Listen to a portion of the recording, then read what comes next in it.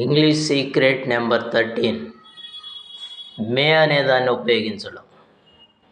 మేని present and ఫ్యూచర్లో ఉపయోగిస్తాం. దీన్ని ఒక ఫార్ములా రూపంలో చూస్తే సబ్జెక్ట్ ప్లస్ మే ప్లస్ వెర్బ్ 1 ప్లస్ ఆబ్జెక్ట్. ఇది ఏదైనా చెయ్యొచ్చు అనే ఉద్దేశంలో వాడతాం. రిక్వెస్ట్ ఆర్ పర్మిషన్స్, వెళ్ళొచ్చు, చూడవచ్చు, అడగవచ్చు, మాట్లాడవచ్చు, తినవచ్చు.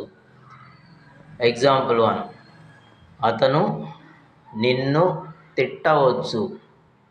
He may scold you. Second 1, వారు నీకు సహాయం చెయ్యవచ్చు.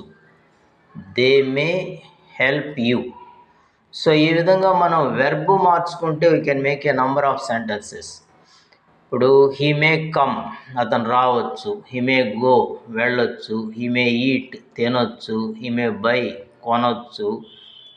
హీ మే సెల్, అమ్మొచ్చు. సో ఇలా ఎన్నైనా సరే మనం వెర్బులు మార్చుకుంటే కొన్ని వందల సెంటెన్సులు ఫ్రేమ్ చేసుకోవచ్చు. నెక్స్ట్ సెకండ్ ఫార్ములా ప్యాసివ్ రూపంలో ఉంటుంది, అంటే రివర్స్లో. దీన్ని object may plus be plus verb 3 plus by plus subject రూపంలో చూస్తాం.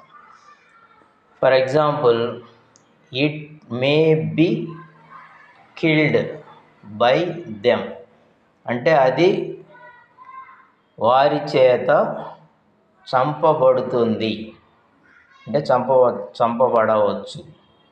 అది వారి చేత చంపబడవచ్చు అంటే యాక్చువల్గా దే మే కిల్ ఇట్. దాన్ని ఇలా రివర్స్ రూపంలో కూడా చెప్పుకోవచ్చు. సో ఇక్కడ నోట్ వచ్చి హీ మే గో నౌ, అతను ఇప్పుడు వెళ్ళొచ్చు.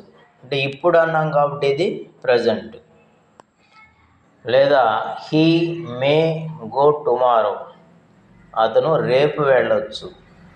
అంటే ప్రజెంట్ అయినా ఫ్యూచర్ అయినా మనం టోటల్ స్ట్రక్చర్లో మార్పు ఏమీ లేదు, చివరిలో టైం డిఫరెన్స్ చూపిస్తున్నాం. అంటే పర్టికులర్గా మీరు దీన్ని ప్రజెంట్ అని చెప్పాలంటే నవ్ అని, ఫ్యూచర్ టైం అయితే టుమారో అనో, నెక్స్ట్ ఇయర్ అనో, నెక్స్ట్ వీక్ అనో అలా సూచించవచ్చు. సో ఇది ఫస్ట్ చెప్పుకున్నట్టుగానే రిక్వెస్ట్ ఆర్ పర్మిషన్స్. సో ఏదైనా పని చెయ్యొచ్చు, సో వారిని సహాయం చేయొచ్చు అంటే దే మే హెల్ప్ యూ అన్నాం. దే మే పనిష్ యూ అంటే వాళ్ళు నిన్ను శిక్షించవచ్చు. దే మే కాల్ యూ, వాళ్ళు నిన్ను పిలవచ్చు. సో ఇలా ప్రాక్టీస్ చేస్తే మనకి మే అనేది గ్రిప్లోకి వస్తుంది. All the best.